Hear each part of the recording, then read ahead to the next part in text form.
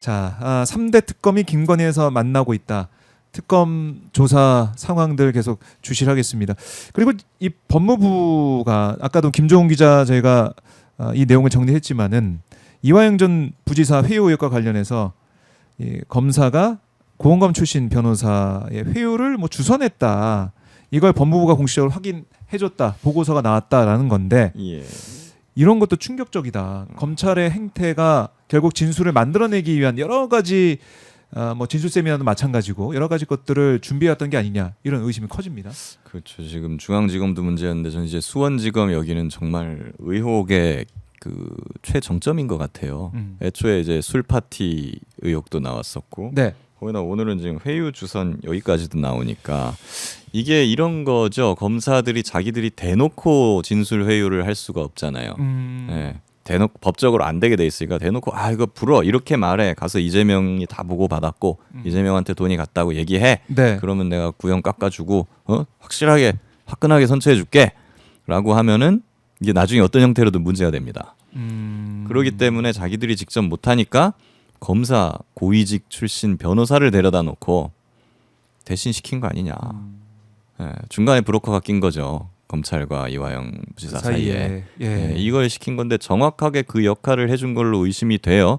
지금 조재현 고검장 출신이라고 하던데 정말 충격적인 얘기가 아닐 수 없고 이게 사실이면은 뭐 이런 수사는 거의 뭐 총체적 불법의 완결판이다 이렇게 볼 수밖에 없죠. 그리고 이 지금 이제 조재현 전 고검장 지금 변호사를 하고 있습니다만 조재현 변호사가 입장문을 내가지고 이거는 사실이 아니다. 내가 뭐 다 명예훼손이랑 저 민사소송까지 걸겠다. 그러더라고요. 라고 지금 천명을 했는데요. 그러니까 이 이화영 부지사하고 조재현 고검장이 만나는 거를 받고 거기서 그 조재현 변호사가 어떠한 역할을 했다라는 거를 본 교도관이 이걸 진술을 한 그렇죠. 거거든요. 그럼 그 교도관을 고소하겠다고 얘기를 했어요. 근데 그 교도관이 이런 거를 허위로 진술할 이유가 전혀 없지 않습니까? 그런데요. 네, 그냥 보면 본대로 하는 거 이렇게까지 구체적으로 할 수도 없겠죠. 네.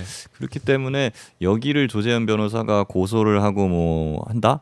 전 무고죄라고 생각을 하고요.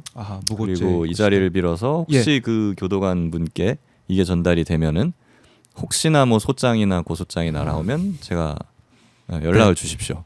제가 다 무료로 대응해드리겠습니다. 무료로? 예. 예. 야, 무료로. 그럼요. 큰 결심을. 이런 사람을 그냥 괜히 또 고소해가지고 입을 틀어막으려고 하는 이런 법꾸라지들의 행태는 반드시 시정되어야 되는 것이고 네. 그런 사람들은 무고죄로 끝까지 추적해가지고 처벌해야 한다고 저는 생각을 하는 사람이라. 예. 정의의 사도 김규현 변호사. 이제 열심히 이 정의를 밝히기 위해서 세우기 위해서 일을 하겠다라는 의지를 밝혀주셨는데, 그러니까 이게 이제 반복이 되는 거예요. 정말 이재명 대통령, 그 당시 이재명 후보 또 이재명 대표 어떻게든 엮어가지고 주저앉히기 위한 그렇죠. 여러 가지 사안들을 엮어놓은 것 같아요. 아직도 한동훈 전 대표는 포기를 못 하고 있어요. 예. 이재명은 감옥에 갈 것이다. 감옥에 가야 한다. 재판은 재개돼야 한다. 뭐 거의 지금 뭐 굿판을 벌이듯이 막 이렇게 빌고 있는 것 같은 느낌인데 아직도 이 사람들은 이재명을 주저앉히려고 했던 그거를 포기를 못 하고 계속 가는 것 같고 윤석열 정권 내내 그냥 똘똘 뭉쳐서 이 목적으로 그냥 달려갔던 것 같아요. 그렇게 하다 보면은 항상 이런 사고가 터지는 거죠. 그러니까 고이든 아니든 간에 계속 쪼아가지고 이재명 연루된 거 밝혀내 왜 못 밝혀내 하고 쪼다 보면은 이런 짓으로 진술 회유하고 술 파티 벌이고 뭐 불법 수사하고 녹취록 조작하고 이러는 겁니다. 네. 왜냐 증거가 없으니까. 증거가 없는데 어떻게 만들어서 해야 되니 무리수를 두게 되는 것이고 불법을 자행하게 되는 것이다. 정작 이재명 감옥에 간다 하고 굿판을 벌이고 있는데 감옥에 갈 사람들은 자기들이에요. 지금 다 증거 조작하고 수사 조작했던 그 사람들이 감옥에 가야 될 판이죠. 네. 결국 그렇게 되겠고요. 그런 거를 하면서 법무부 장관이었던 한동훈 전 대표도 여기서 자유로울 수 있을까요? 뭐 어떻게 빠져나갈 수는 있을지 법적으로야 뭐 빠져나갈 수 있을지 모르겠습니다만은 정치적으로는 심판을 받아야 될 겁니다. 심판을 받아야 될 거다. 예, 맞아. 이게 뭐 한동훈 얘기하니까는 지난번에 그 토론 나가신다고 하는 거. 토론 했었어요. 잘 됐습니까? 가서 그냥 법적으로 예. 잘 반박해주고 왔습니다. 근데 그래서 뭐 효과가 좀 있습니까? 모르겠어요. 근데 뭐 이렇게 관심들이 이렇게 많이 없으셨는지 그냥 훅하고 지나가 버렸는데. 그래요. 예. 대장동, 예, 항소 그렇죠. 그리고 포기한 이 사실 부분. 뭐 그 부분도 지금 뭐 이슈가 뭐 그냥 다 그대로 사그라들었.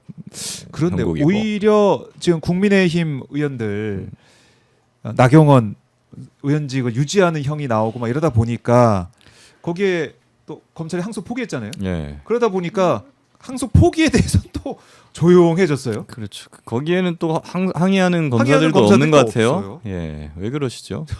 맨날 글 올려가지고 저기 이프로스에 글 쓰는 그 있는데 한 3인방인가 4인방 아니 근데 조용하세요. 이거 항소 포기한 게 이게 더 큰 거 아닙니까? 아 그럼요. 왜냐하면 징역형을 구형했는데 벌금형이 선고가 됐으면 이거 난리가 나야 되는데. 턱없이 적은 형이 선고가 됐으니 기본적으로 항소 대상이지요.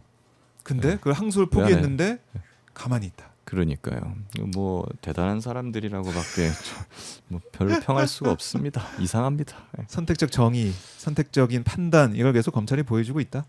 그러니까 결국은 대장동의 초점도 그렇고 이게 조작 기소 관련된 국정조사 필요하고 진실을 규명해야 된다. 검찰의 행태에 대한 조작 기소에 대한 진실을 더 알고 싶어하는 것 같아요. 국민들은 예. 이거를 밝혀내야 된다. 사실은 네. 이런 거 하라고 공수처를 만들어 놓은 거거든요. 음. 예.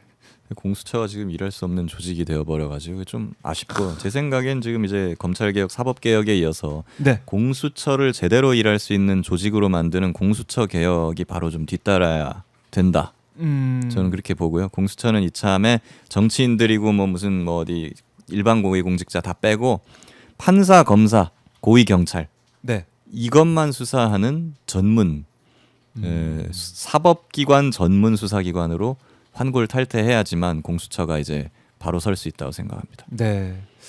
그리고 정말 수사 역량도 좀 보여줘야 되고요. 그렇죠. 그리고 이 외풍에 흔들리는 모습 이번에도 그러면 지금 오동훈 처장도 뭐 네, 이 외풍에 왜 흔들리냐면 예. 정치인 수사를 하기 때문에 흔들려요. 음. 왜 판검사 수사라고 만들어 놓은 기관인데 맨날 뭐 국회의원 수사하고 교육감 수사하고 막 이상한 거만 판검사 수사는 거의 안 하거든요. 완전 거꾸로 가는 거죠. 그러니까는 이제 다른 수사 대상들은 다 빼고 판사, 검사, 고위 경찰 이렇게만 수사 대상으로 남겨놓는 게 네. 예, 공수처가 제대로 일하는 기관이 되고 또 그것만 수사하면 외풍도 그렇게 많이 갈 일도 없어요. 그렇네. 예. 이 원인들을 제대로 파악하고 대책을 세워야 되겠습니다. 자, 오늘 김규환 변호사와 여러 가지 현안들 하나하나 분석을 해봤는데 끝으로 이제 쿠팡 문제가 이제 난리가 났죠. 예. 쿠팡 유출된 이 정보 개수 계정이 뭐 3,379만 개?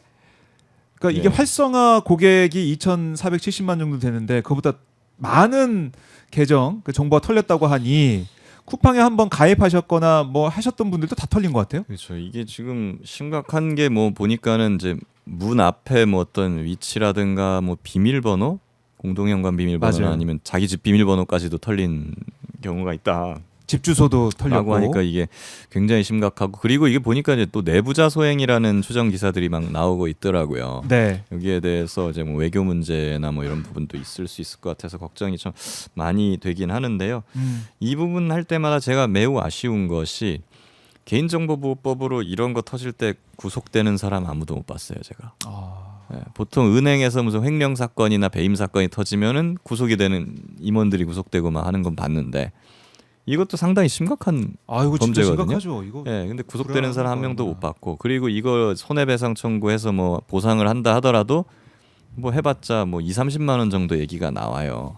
우리는 이게 3,300만 명이니까 1인당 30만 원씩 보상을 해준다고 하면은 9조 9천억 원, 야. 거의 10조 원 정도 되기는 합니다만은 예. 징벌적 손해배상제가 있는 미국에 비하면은 턱없이 뒷골이만한 금액이거든요. 근데 쿠팡은 미국 기업입니다.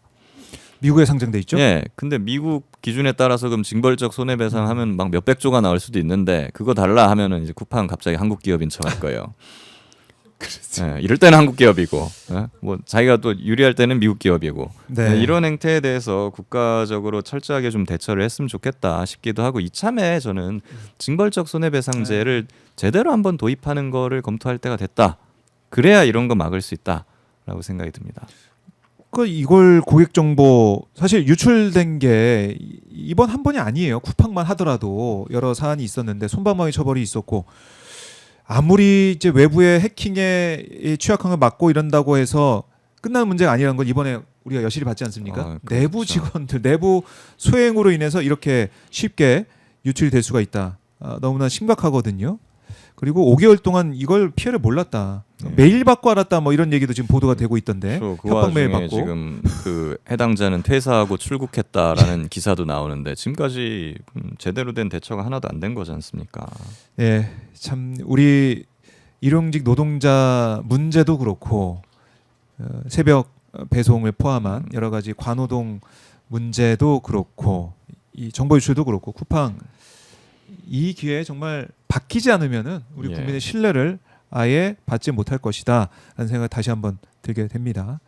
자, 쿠팡 문제까지 저희가 짚어봤습니다. 징벌적 손해배상 제도 이참에 정치권에서 더 면밀하게 검토를 했으면 좋겠다. 김규현 변호사 말씀을 마지막으로 마무리해 보도록 하겠습니다. 변호사님 네. 말씀 잘 들었습니다. 네, 감사합니다. 고맙습니다. 지금까지 김규현 변호사와 말씀을 나눠봤습니다.